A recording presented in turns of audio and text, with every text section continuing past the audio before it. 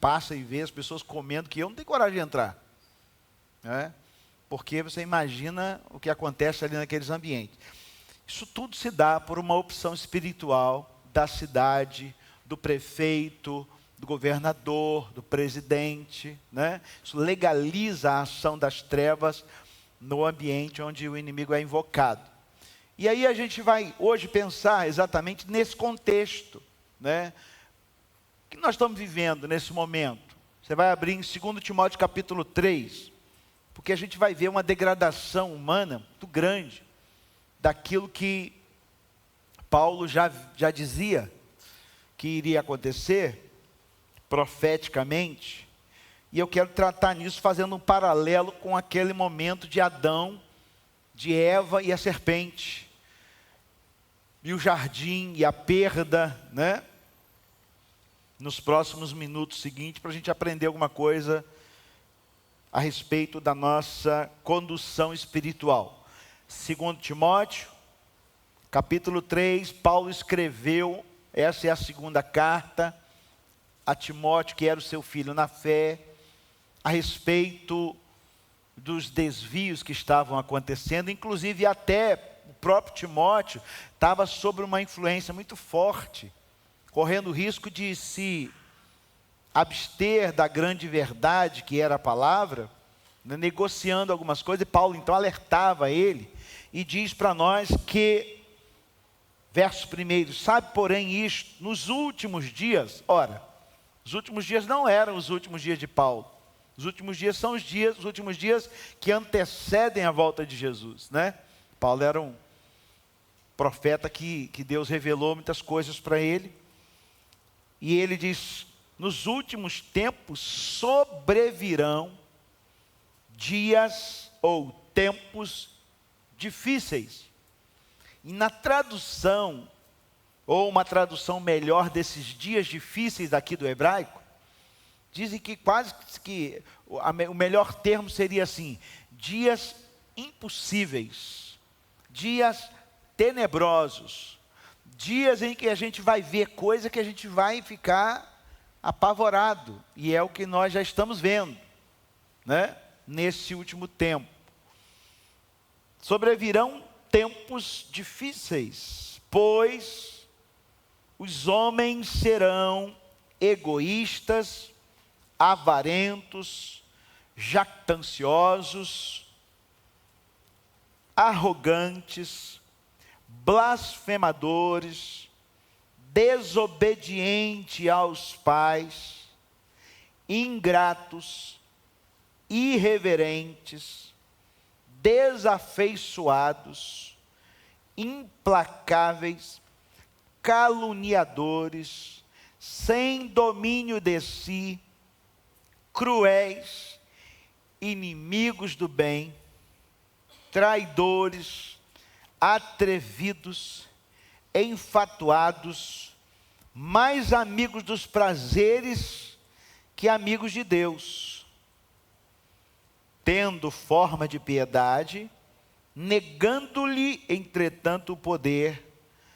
Foge também destes, pois entre estes se encontram os que penetram sorrateiramente nas casas e conseguem cativar mulherinhas sobrecarregadas de pecados, conduzidas de várias paixões, que aprendem sempre e jamais podem chegar ao conhecimento da verdade. Aprendem sempre, mas que jamais podem chegar ao conhecimento da verdade. É um pouco dessa nossa geração. É uma geração que você ouve a palavra, mas a palavra não entra, ou então ela entra até um determinado ponto em que a gente aceita mudar o nosso caráter ou não. E nós falamos nos últimos estudos sobre a manipulação das trevas, né? Lembra? As 4 quartas-feiras últimas que nós passamos aqui estudando, eu falei a partir do filme que eu assisti, como que o inimigo manipula. Aí ontem alguém falou, juntou um grupo aí, né? Um pessoal aí da célula, e foram assistir Nefrários. E parece que o filme também tem um pouco dessa questão da manipulação. A Janilson me falou dele, eu não assisti ainda. Quero assistir. E exatamente neste aspecto, quando a gente olha isso que Paulo está falando aqui, não dá para você perceber que aqui é uma manipulação? Porque essa manipulação aqui dessas pessoas é uma manipulação do ego. Né? É uma manipulação do ego. As pessoas querem só o seu bel prazer, as pessoas são egoístas, são amantes de si mesmas. Observa nesse aspecto que você vai ver exatamente a mesma manipulação das trevas, fazendo as pessoas escravas, né? Ou soberbas ao extremo de acharem que o seu ego é o próprio Deus. Então nós temos hoje um disparate muito grande na questão da vida humana, porque uma hora o ser humano ele se acha tão bom, tão dono de si, que o seu ego se transforma em Deus.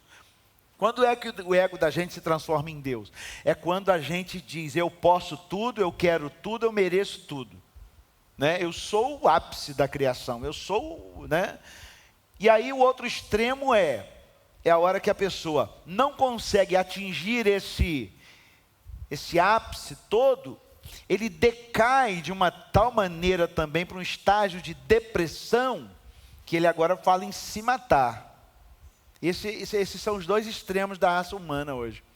Ou uma hora o cara é muito bom, tão bom que ele não precisa de Deus, e na hora que ele não consegue atingir tudo aquilo que ele gostaria que tivesse, ele entra num estágio de depressão tão grande que ele só fala em se matar. Não tem o mesmo meio termo. E isso se equivale a qualquer idade, qualquer classe social, não tem mais essas regras. O pobre hoje, talvez seja o que menos se mata, mas o pobre, tanto o rico, quanto classe média, quanto o jovem, o velho, essa semana me mandaram um vídeo aí de um cara que pulou da linha vermelha no Rio de Janeiro. Se matou, no meio do asfalto, né? É esse extremo o tempo todo. Então uma hora o cara não quer saber nada de Deus, porque ele acha que ele é o seu próprio Deus. Porque o cara que não quer saber de Deus, ele se acha o próprio Deus. E quando ele se acha o próprio Deus, ele está em busca de alguma coisa que Lúcifer também estava. É a mesma síndrome de Lúcifer. E quando ele não atinge essa manutenção do prazer do ego, ele entra num estágio de depressão tão grande que ele mergulha, e aí ele só pensa em morrer. Se o namoro acaba, uma pessoa quer morrer. Se está faltando isso, ele pensa em morrer. Se não está se dando bem com o pai, com a mãe, quer morrer. Se não se dá, sabe, qualquer tipo de contratempo nessa geração hoje está perigoso. Os pais hoje, nós estamos sobressaltados com os nossos filhos, porque há pouco tempo nós vimos um vídeo de uma menina de 5 anos de idade que amarrou uma linha no pescoço e se jogou na beirada de uma janela, porque ela queria se matar. Ela tinha 5 anos de idade. Né? Então a gente está entrando nessa paranoia, que Paulo está dizendo, nos últimos tempos sobrevirão tempos tenebrosos. É a nossa era. Então, de acordo com os estudiosos dessas questões a respeito da volta de Jesus, dizem que esse Papa foi o penúltimo, em que o próximo Papa será aquele que vai apresentar o anticristo. Né? De acordo com as contas de quem vive estudando esse troço. Não sei, eu só sei que esse Papa aí foi um dos piores. Porque ele apoiou tudo até que a igreja não apoiava. Né? Ele foi um cara muito dessa agenda woke, que apoia uma esquerda muito tenebrosa no mundo inteiro, e essa coisa toda, e a igreja ficou dividida com esse último Papa. E o que é que isso tem a ver com um tema de batalha espiritual? Tudo. Porque está se cumprindo as profecias de Apocalipse e de tudo aquilo que Paulo nos ensina. Né? A começar por olharmos a nossa geração. E aí eu quero que você pense comigo, toda vez que eu começo o meu sermão aqui, eu falo da nossa geração. Você não pode olhar de uma maneira diferente, você tem que olhar com a mesma maneira que a Bíblia olha, né? Porque Paulo está dizendo, você tem que olhar desse jeito, porque se você não olhar dessa maneira como Paulo está falando, você vai ser engolido por esse processo. você vai se corromper no meio desse mundo. E a Bíblia fala que quem é amigo do mundo é inimigo de Deus. Veja que negócio doido, né? Então a gente precisa estar atualizado. E o crente, presta atenção, o crente tem duas coisas que são vigentes na sua vida. Primeiro é a autoridade, segundo, discernimento. Autoridade espiritual e discernimento. Se nós não tivermos, nós vamos ser engolidos pelo mundo. E qual é o mundo, pastor, que o senhor está falando? O mundo é esse. Os homens serão egoístas, avarentos, jactanciosos, arrogantes, blasfemadores, desobedientes aos pais. Os pais não sabem o que fazer com as crianças hoje, eles são desobedientes ao extremo. Não se sabe mais o que fazer, porque cada psicólogo fala uma coisa, cada terapeuta fala outra, e todo mundo se acha psicólogo, todo mundo se acha terapeuta também. É um problema sério da nossa geração também. As pessoas não resolvem suas vidas, mas querem resolver a vida dos outros.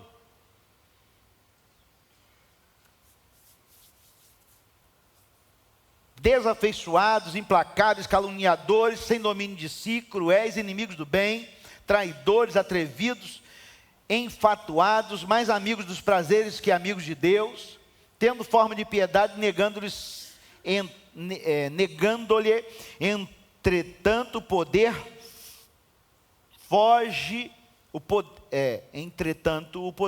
foge também destes, pois entre estes se encontram os que penetram sorrateiramente, verso 6, as casas e conseguem cativar mulherinhas sobrecarregadas de pecados, conduzidas de várias paixões, está falando de prostituição também, que aprendem sempre e jamais podem chegar ao conhecimento da verdade, e do modo porque Jesus, Janes e Jambres resistiram a Moisés, também estes resistem à verdade, são homens de todo corrompidos, na mente réprobos quanto à fé. E eu falei sobre a fé quando eu citei o dízimo e oferta. Quer testar alguém, se tem fé, saber se o cara é dizimista ou ofertante. Não vou entrar de novo no mérito.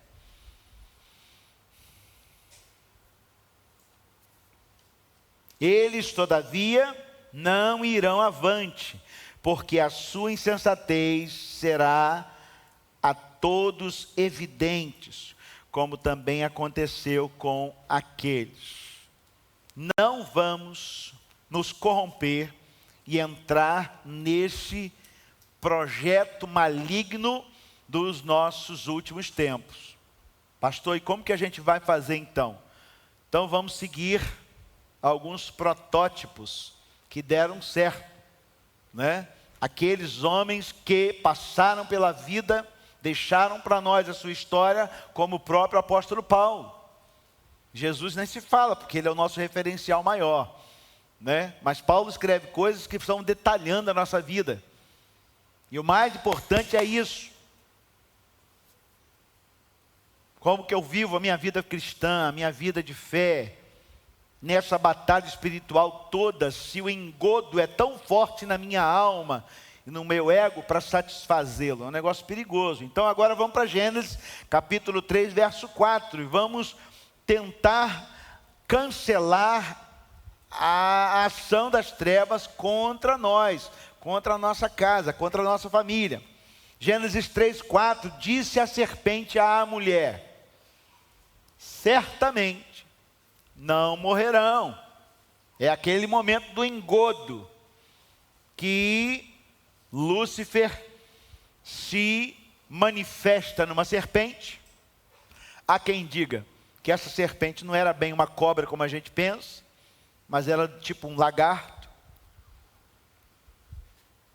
que só pelo fato de ser o que é, não era nem para ter conversa com Eva, né? Ontem, não sei se vocês viram, mas uma onça comeu um camarada lá no Mato Grosso. E eu fui dormir assistindo vários vídeos daquela situação. E uma coisa que me chamou a atenção, que por último disseram que ele era um caseiro, que tomava conta de um ambiente onde os caçadores e pescadores da região dormiam. Então era chamado de tipo uma pousada, né? E aquele homem recebia constantemente durante a noite visita de onças. As onças andavam no quintal e ele via as pegadas das bichas, né? E há quem diga que até enquanto ele assistia a televisão lá dentro, que as onças ficavam na janela olhando para a televisão. Ou seja, junto ali daquele ambiente, ele se acostumou e achou que estava seguro. E um dia, quando foi ontem, ele saiu na madrugada para levar mel para vender para as pessoas que iam visitar o ambiente. A onça pegou ele e comeu ele.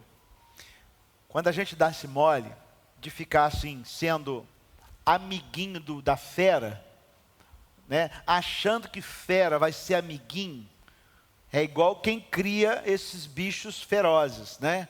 Quem cria uma cobra peçonhenta, quem cria um bicho como um leão, e a gente já viu vários aí que criaram e foram mordidos, uma hora o bicho vai manifestar o seu próprio, né, sua própria essência, e é uma fera. Quem já foi no zoológico sabe que o tamanho de uma onça é mais de 100 quilos, é mais pesado do que eu tenho 96, né? Então, com as patas maiores que a minha cabeça, né? Com as unhas enormes, pesado, com força, com músculo, mata qualquer pessoa, né? É fera. Fera não se conversa. E é o mesmo que a Bíblia diz. Então disse a fera à mulher: certamente não morrerão. E aí a gente vai observando que em nossa trajetória aqui na terra, nós enfrentamos diariamente uma batalha, que é exatamente essa questão do ego que eu falei, em que a gente tem a carne, que a gente tem o mundo e que a gente tem o diabo trabalhando. A carne, o mundo e o diabo, pensa, são feras terríveis. A sua luta é contra quem? Diariamente, contra você mesmo, que é a sua carne, contra o mundo e contra o diabo. Tudo isso te assediando, né? A partir de quê? Das potestades, dos poderes, né, que operam no mundo espiritual, manipulando tudo isso para que você seja essa pessoa que Paulo falou aqui em 2 Timóteo capítulo 3. Uma pessoa insuportável espiritualmente. Uma pessoa que tem essas características aqui, são pessoas que não são libertas, curadas, nem salvas. Tá? Não pode dar vazão para esse tipo de caráter. E aí, quando nós paramos para estudar a palavra, então, o que nós precisamos fazer? Fazer um paralelo a respeito do que é o projeto de Deus e o que eu estou vivendo. Qual é o meu caráter? Como eu sou? Eu me amoldo a esse caráter? Hoje eu ouvi uma palavra interessante que diz assim: quem é o homem que veio à terra, as duas figuras que vieram à terra, e qual a sua discrepância e a sua diferença? Adão, o primeiro homem, foi um homem que Deus criou, colocou na terra, ele se perdeu, ele deu mole para a serpente junto com a sua esposa, e ele foi condenado. Adão foi condenado. O outro homem que veio foi Jesus. Esse homem veio, foi tentado de todas as maneiras, passou por todas as lutas, ele foi morto e ele ressuscitou. Por quê? Porque ele não pecou. Quando nós absorvemos em nós o caráter de Adão, vai ser condenado.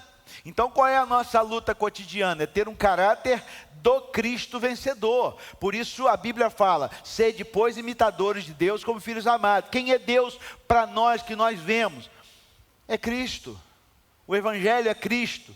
E aí eu vi uma maluca essa semana falando que a Bíblia não é regra de coisa nenhuma, Jesus também não é, e sabe-se lá, está começando a aparecer muita doidice hoje na internet, colocando minhoca na cabeça daqueles que já gostam de ter a cabeça cheia.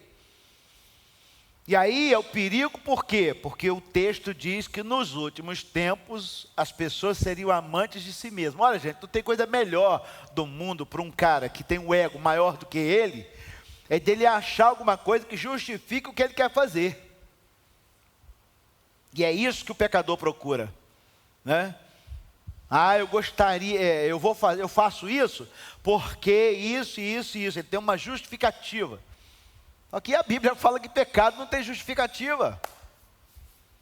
Pecado não tem justificativa. E essa pessoa, ela até vive desse jeito, E o pior, ela influencia muita gente. Bom, vamos lá. Então, a carne, o mundo e o diabo são essa trilogia que trabalha contra mim e contra você. A partir de quem? Principados, potestades, poderes, dominadores, que estão operando onde? Na região celestial, espiritual. Eles atuam para cercar você, através da carne, desejo da carne. Eita, bicho danado, tal da carne. Se você não jejuar, se você não orar, você vai ser vencido muitas vezes durante a semana. Até durante o dia. Você sabe, você se conhece. Tem cada bobagem que passa na sua cabeça que, se fosse passar numa televisão, as pessoas iam ficar assustadas, não é? Porque a gente pensa muita doideira, muita bobagem, muita loucura. Vem assim do nada e você começa a pensar, né? Aí quando você vê, você diz, e por que eu estou pensando isso? Né? Porque vem mesmo. E o inimigo trabalha onde? Exatamente na nossa mente, né?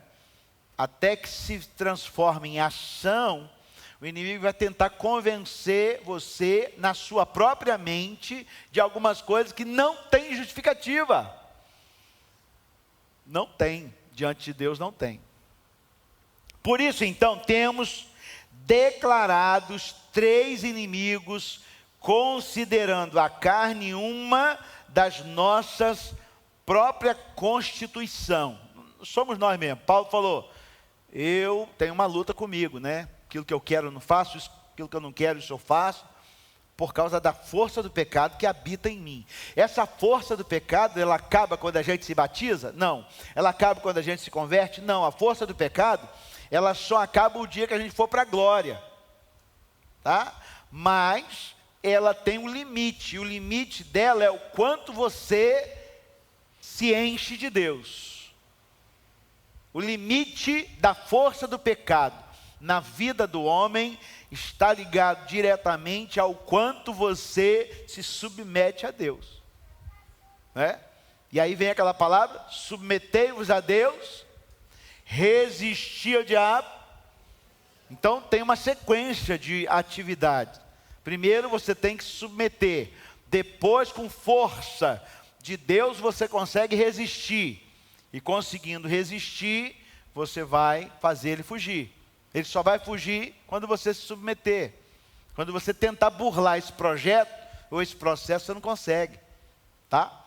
Então, observando esse texto, 1 Tessalonicenses capítulo 5, verso 23, diz assim: que o próprio Deus da paz os santifique, que todo o espírito, alma e corpo de vocês sejam preservados irrepreensíveis na vinda do nosso Senhor Jesus Cristo. Meu Deus do céu, gente. Quem está preparado aí, levanta a mão. É sério? Eu não estou, não.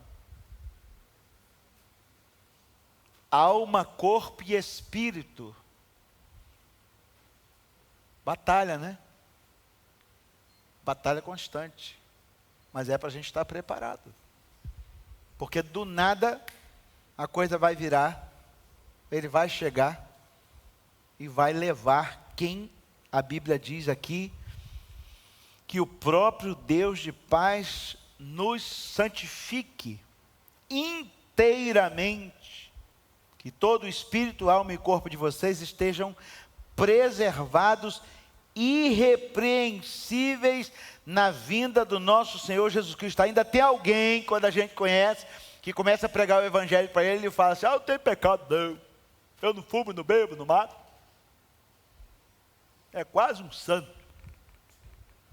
Aí a Bíblia fala assim: quando Jesus voltar, e sejam irrepreensíveis.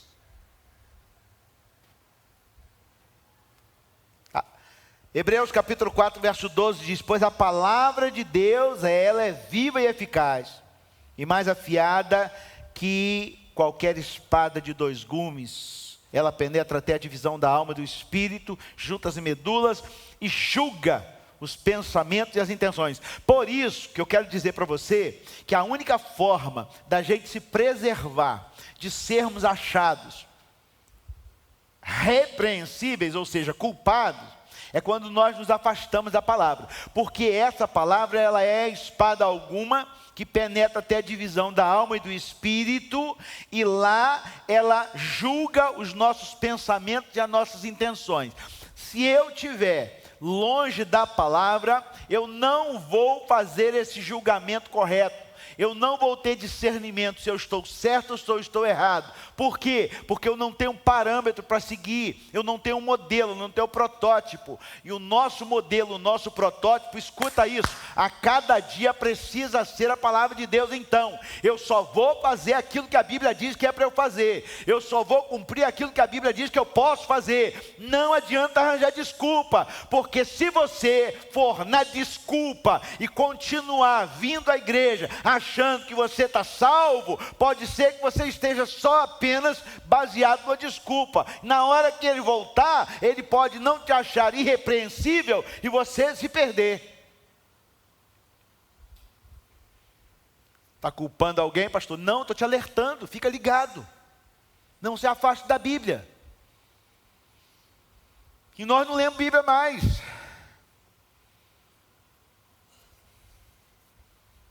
Não se afaste da oração, a gente não está orando mais. É uma luta, todo mundo. Hernando Dias Lopes é um cara que eu admiro muito e ouço muito. Ele falou, nunca li a Bíblia toda. Eu leio capítulos, eu leio livros separados, assim, mas a Bíblia toda, corrida, eu nunca li. Não estou culpando ele não, estou falando que a nossa vida de hoje é tão doida, né? Mas se eu e você nos afastarmos da verdade da Bíblia, quando a Bíblia diz que ela é espada alguma de 2 gumes, que penetra até a junta de medulas, e ela é que julga os pensamentos e as intenções, é ela que vai dizer para mim e para você que nós estamos certos ou errados. Porque senão, a nossa carne vai dizer, ou o mundo vai dizer, ou o diabo vai dizer que você está certo, que você está. Está entendendo? A Bíblia precisa ser a nossa amiga, nosso modelo, nosso protótipo de ação. Então, você quer saber alguma coisa da sua vida? Olha para a Bíblia e pergunta para ela se aquilo que você está fazendo está certo.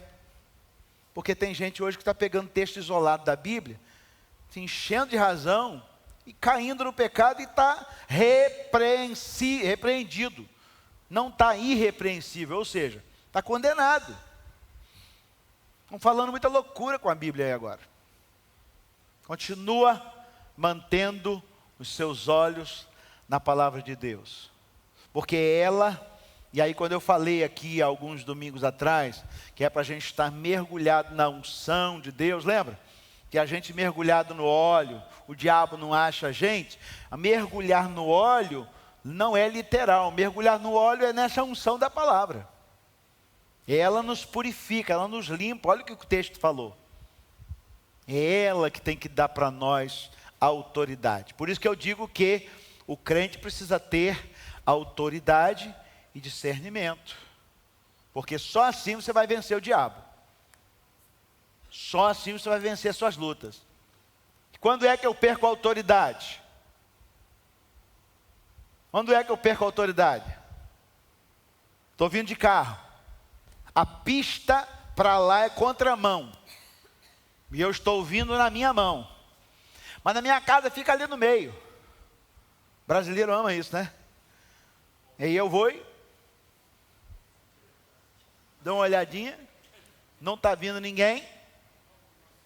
Acelero. Quando eu chego aqui no meio, eu encontro um cara que vem de lá para cá. Você acha que ele vai sair da sua frente? Nunca. O que ele faz? Te xinga, te ameaça, pinta e borda, e você tem que fazer o quê? Baixar a cabeça porque você está. E quem está errado não tem autoridade. Quem está errado não tem autoridade. Estava dormindo. Então, qual é a estratégia do maligno?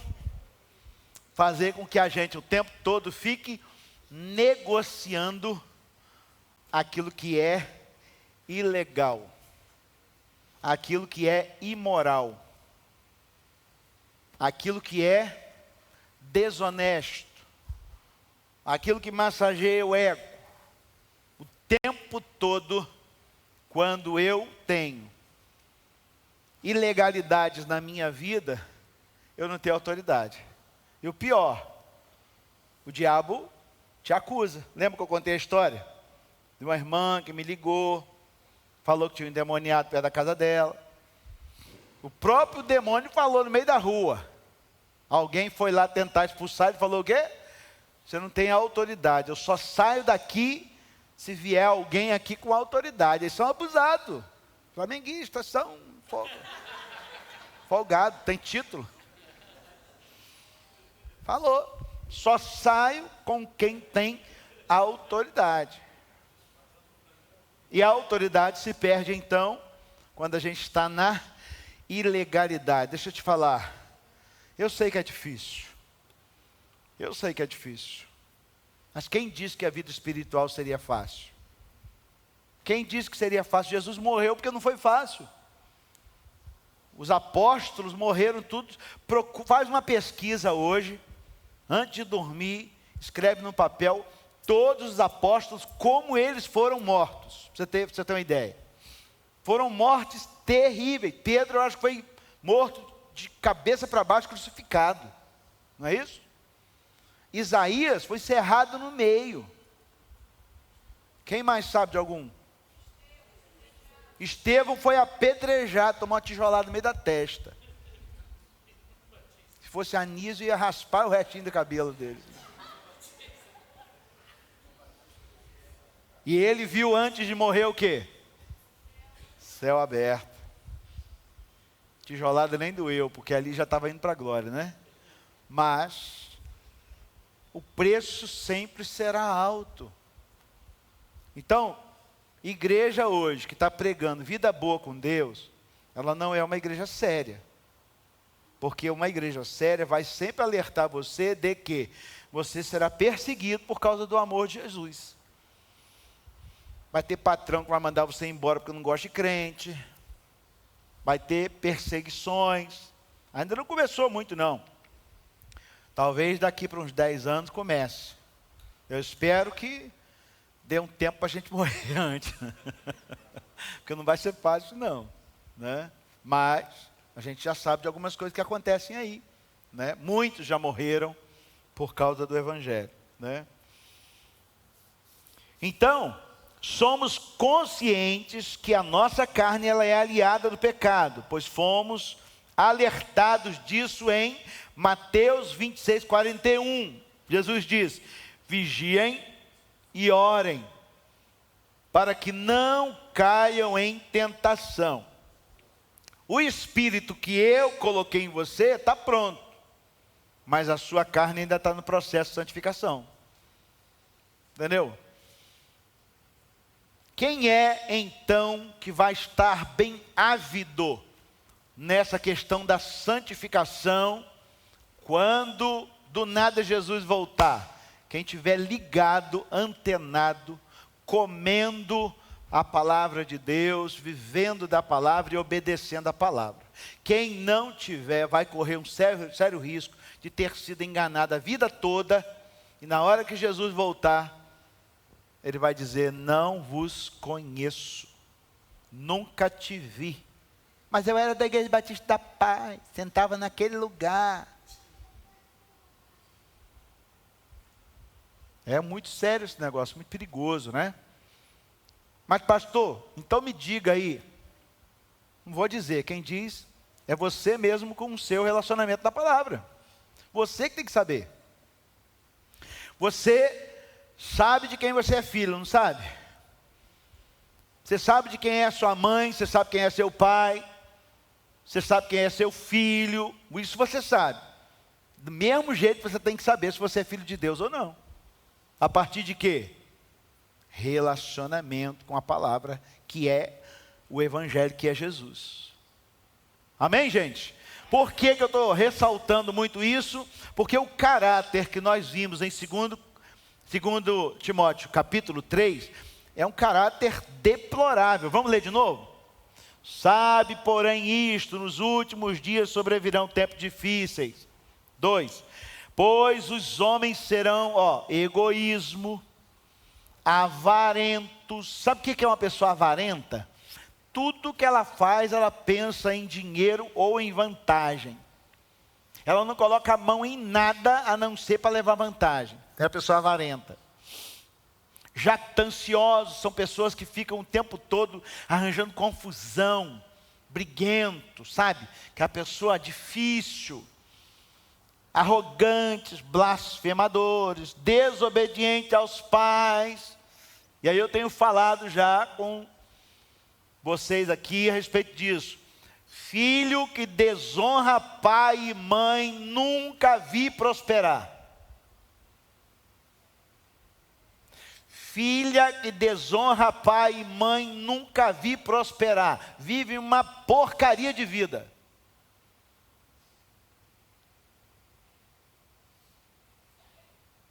Um pastor amigo meu disse uma coisa no aconselhamento, que eu estava junto uma vez com uma adolescente, e a adolescente tinha aprontado todas, e ele virou para a adolescente, nunca mais esqueço essas coisas. Ele falou assim com ela: a Bíblia diz que quem honra pai e mãe, os seus dias se prolongarão aqui na terra, e quem desonra, o contrário.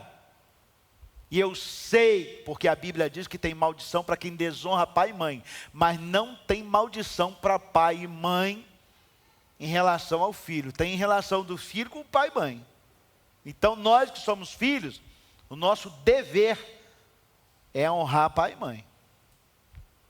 Ah, mas o senhor não conhece meu pai. Não importa, não tem nada a ver com seu pai, tem a ver com você.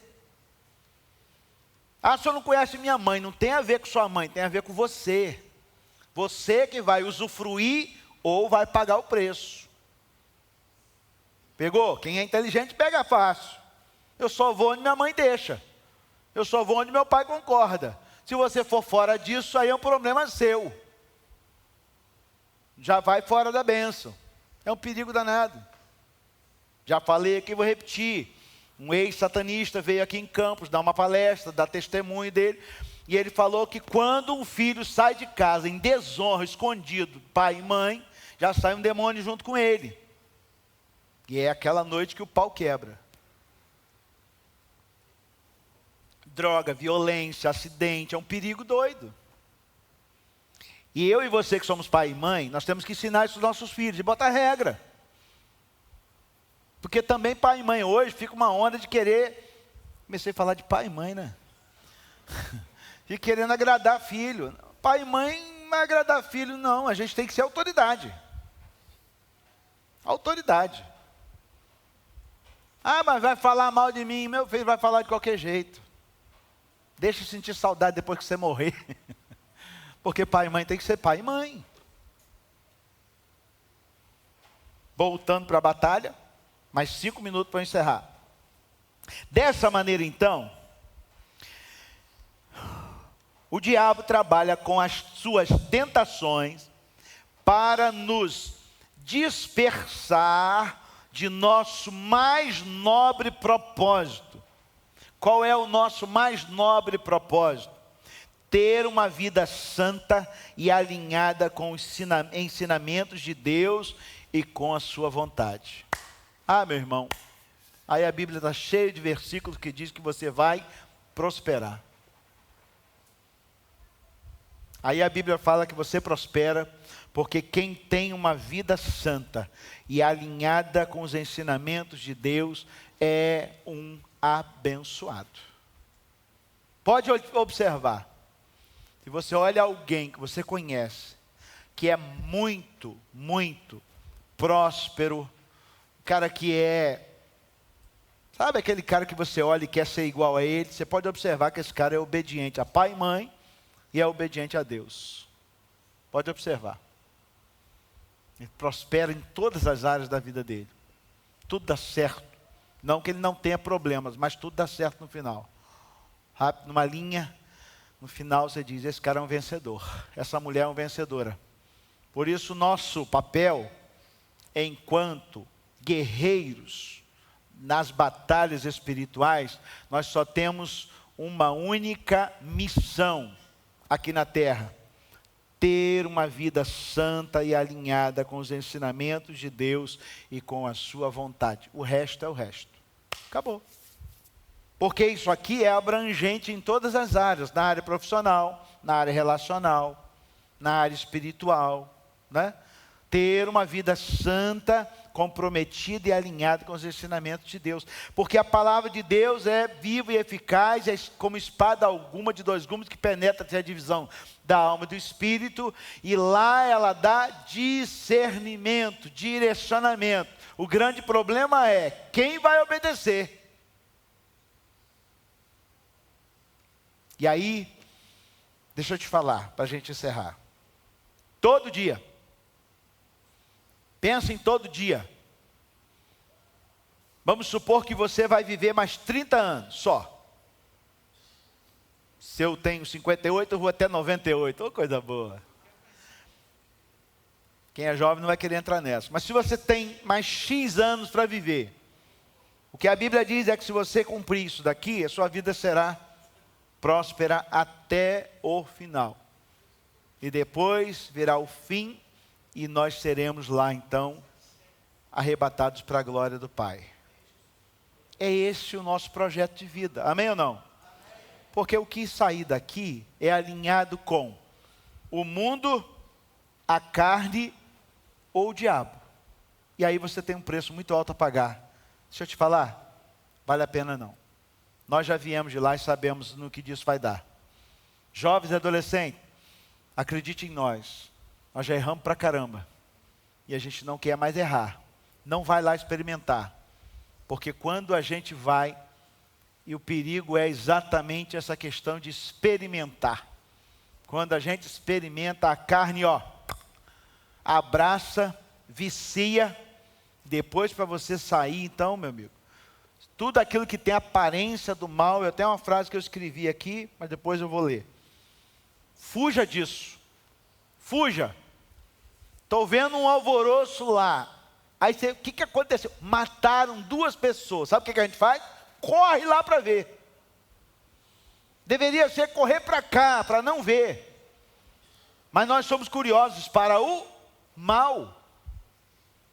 Somos curiosos para o mal. E todas as vezes que você for curioso para o mal, a sua carne vai te roubar. O mundo vai te engolir. E você vai ficar escravo e pagando preço de coisas desnecessárias. Seja curioso somente com coisas que estão ligadas diretamente ao seu Pai eterno. Por quê?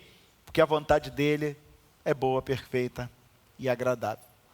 Você é um soldado do céu, fique atento, porque eu ia falar e não falei. Amanhã, 24 horas por dia, você tem uma luta travada contra a sua carne, contra o mundo que te rodeia e contra o diabo. Eu oro e espero que você se junte, mergulhe na palavra de Deus, se absorva nela para que você consiga vencer. Porque se não for assim, você vai perder 3 batalhas diárias. E qual é o final disso tudo? Culpa e condenação. E aí você vai para depois de amanhã. Depois de amanhã vai começar o quê? Um novo tempo? Não! Você tem de novo uma outra guerra contra a carne, contra o mundo e contra o diabo. A sua vida toda você vai lutar contra a carne, o mundo e o diabo. Nós só temos uma saída.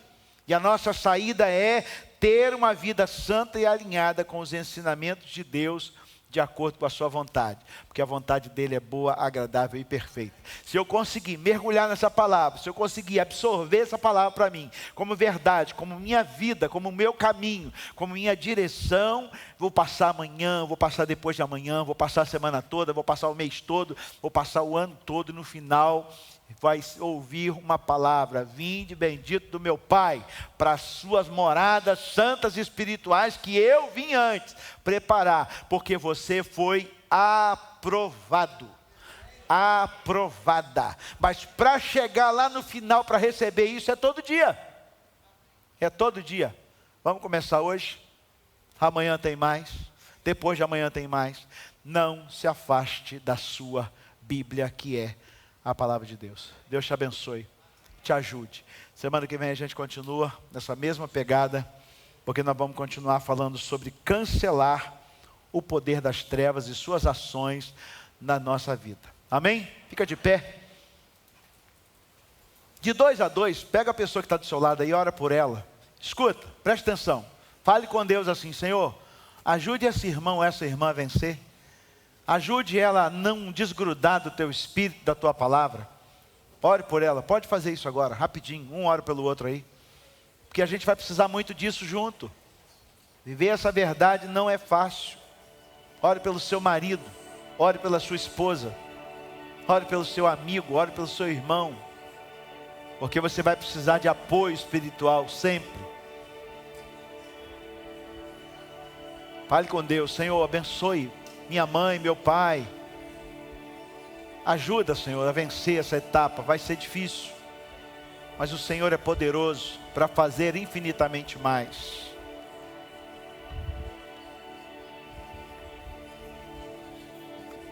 Senhor, em nome de Jesus, eu não quero errar. Eu sei que o preço do erro é muito alto. Eu quero ser achado irrepreensível quando o Senhor voltar. Senhor, eu sei que por mim só eu não consigo, por mim mesmo eu não consigo. Mas se o Senhor for comigo, eu vou conseguir.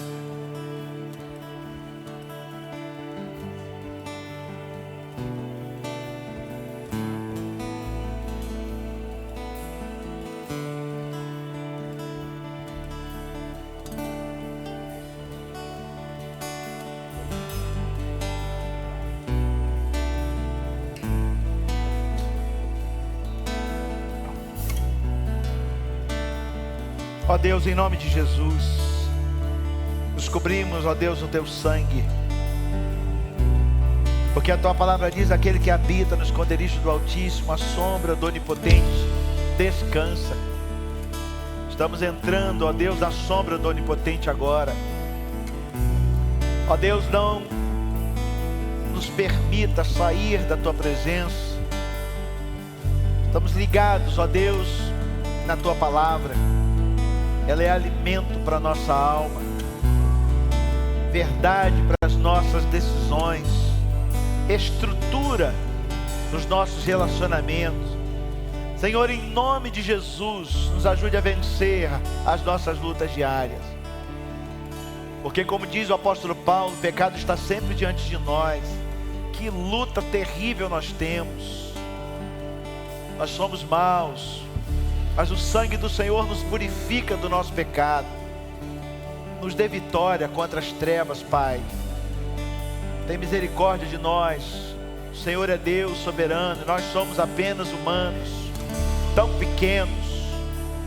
Mas se o Senhor for conosco, nós vamos vencer. Se o Senhor nos abençoar, nós vamos ultrapassar as etapas diárias. Ó Deus, renova nosso casamento, nossa família, Senhor. Traga nossos filhos aos seus pés, Jesus. Atraia novamente os nossos filhos ao Senhor.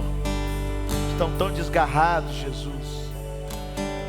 Nós te clamamos, Pai, porque confiamos no Senhor. Nos ajude, Senhor, a vencer o mal. Em nome de Jesus. Em nome de Jesus.